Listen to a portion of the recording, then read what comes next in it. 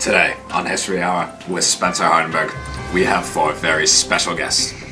First, we'll talk to Frederick Douglass and William Lloyd Garrison. Frederick, William, come on.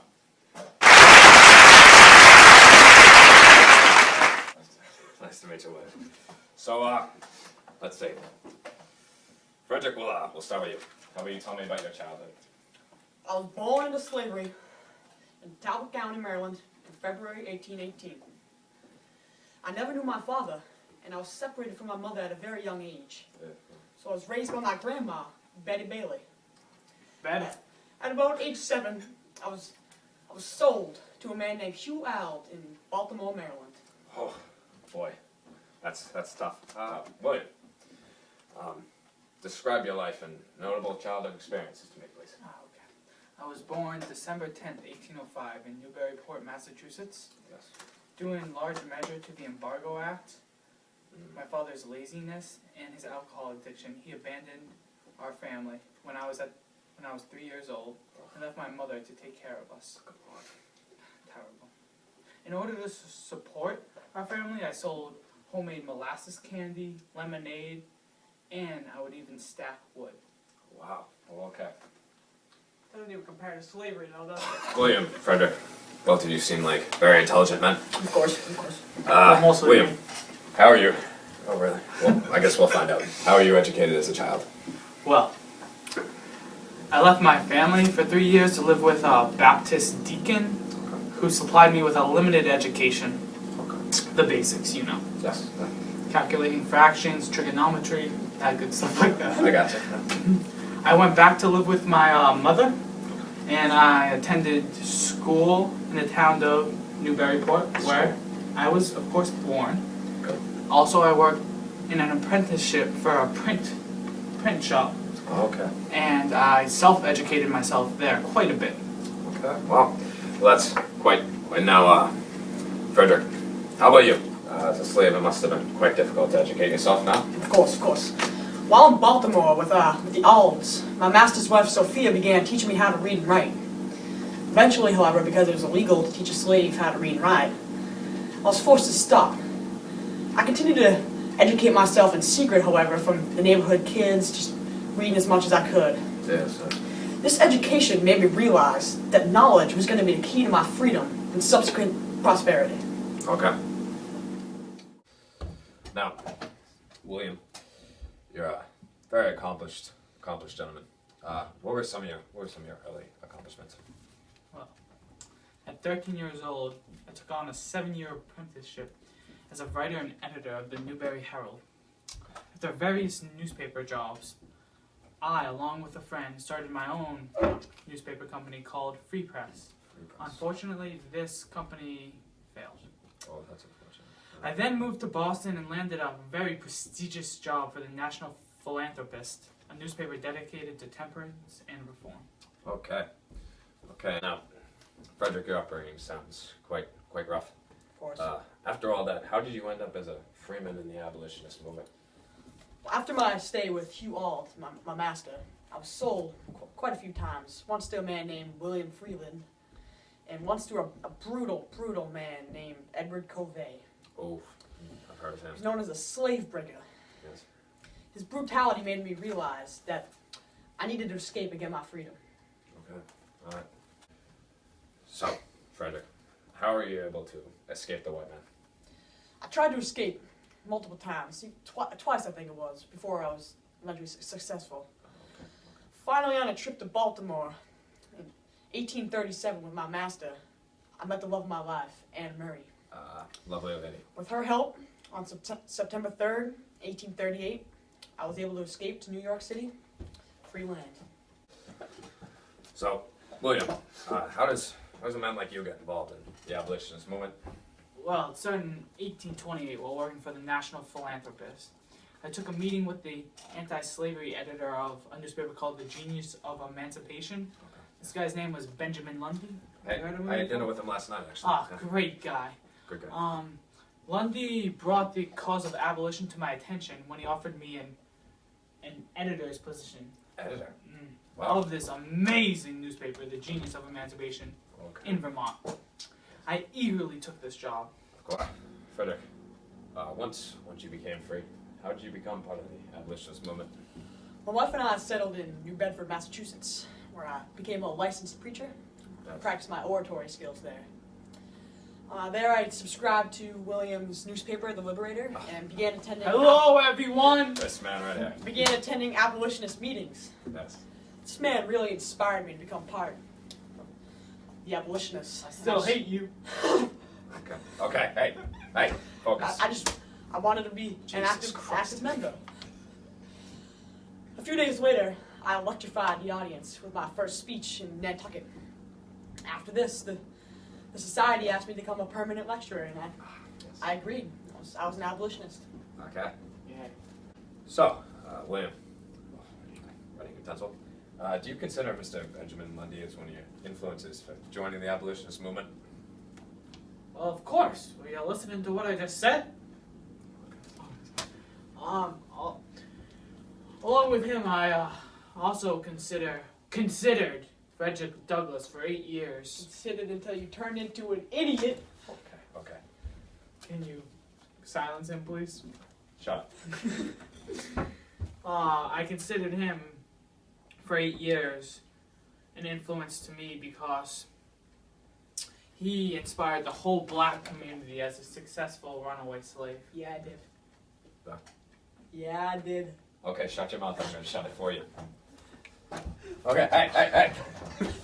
As a black man speaking out against white men, you must have faced many obstacles, didn't you? Of course. Being a black man and an abolitionist who still was not free, I obviously faced many obstacles. At several conventions, angry mobs chased me down and they beat me severely. Oh. I narrowly escaped with my life quite a few times. Fearing that my newfound publicity would prompt my recapture, I traveled to the United Kingdom, and for 2 years I was a lecturer there. I was dumbfounded by the liberties and freedoms that everyone had there. Okay. A few years later, I was notified that a few of my friends had bought my freedom for me. I returned to the United States and I was a free man. It was incredible. That's amazing. Okay. Now, William, what were some obstacles you had to overcome? Well, firstly, the poverty I faced during my childhood was a huge obstacle. Also, I had to deal with Southerners condemning my famous newspaper. I'm sure you heard of it, The Liberator. I have. Yep. In which advocated the immediate emancipation of slavery. So I lived in fear each day, and I thought I was in danger. I thought I might die because my opinions differed from many Southerners. The Southerners, they're crazy. Huh? Maybe. Next, many abolitionists disagreed with my views, which consist of dissolving the Union, not aligning the Anti-Slavery Society, in which I founded, of course, with a political party, the Constitution being a pro-slavery document, and that women should be able to participate in the Anti-Slavery Society. Okay, now, Frederick, once you became a free man, what was your role in this movement? See, upon my return to the United States, I became one of the most prominent voices for the abolitionist movement. At the conventions, I explained the horrors and difficulties that all slaves faced, including myself. I became an idol for my people, and an indomitable voice for the civil rights of all mankind.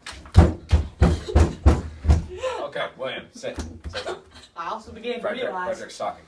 that basically everything he stood for was wrong. So, Okay. it got it. So,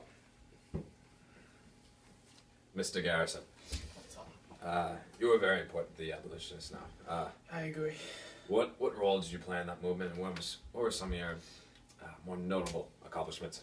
Well, I was known as one of the movement's most radical abolitionists. I approached emancipation in a nonviolent, passive, resistant way. Some of my most notable accomplishments consist of creating the Liberator, organizing the New England Anti-Slavery Society, creating the American Anti-Slavery Society. I also upholded the Liberator for 35 years, writing 1,820 issues. I wrote Thoughts of African Colonization, which further inspired blacks to be an equal voice in society. No, Phil. All right, Frederick, notable accomplishments. Go. Probably my most notable accomplishment was the publication of my narrative, The Narrative of Life of Frederick Douglass, an American Slave, in May 1845. Yes. If you haven't read that, go to Barnes & Noble right now. New York Purchase it. Times bestseller 2 years in a row. Great author. Great author. Well, thank you. This quickly became a bestseller and one of the most notable, influential pieces of literature in the abolitionist movement. Yes. Also, when I returned to the United States, I began publishing my newspaper, North Star. This quickly competed with Mr. Garrison over here, his newspaper, The Liberator, and Don't look at me. Don't look at me. I believe it almost put him out of business. Oh. That's what I believe. Well, okay. And that's where the beef started. That's it, right? Okay. Okay. Now, Frederick, earlier in the show we had a little disagreement, I'll say, between you two. Well, what do you think about your friend William here? Well, if you asked me that a few years ago, I would have said that Mr. Garrison was a great man. He was intelligent, and brave, a great friend, and a great leader. But all that's changed. Mr. Garrison's too radical. And quite frankly, all of his ideas are as dumb as him. Oh no, before I like the way you shaved. Really makes you look better. Thanks. Now, William, what do you think of Mr. Douglas over here? Well, I don't think about him, but when I do, I think that Frederick Douglass was once a very good friend until he betrayed me. Betrayed. Oh, that's a good. Now, how did he do that? Well, first off, he left my newspaper to start his own newspaper, which almost put me out of business. Yeah, it's because it was What better. a disgrace. Also, he converted to the political abolitionist view that the Constitution could be interpreted as a anti-slavery document, which is the dumbest thing I've ever heard. So, Frederick, William had a lot to say about you right then, didn't he? Yeah, he did. What do you have to say back to that? Mr. Garrison is just mad because I began to think for myself. Garrison believed that the Constitution was pro-slavery and that it must be destroyed along with the Union to end slavery. Absolute baloney.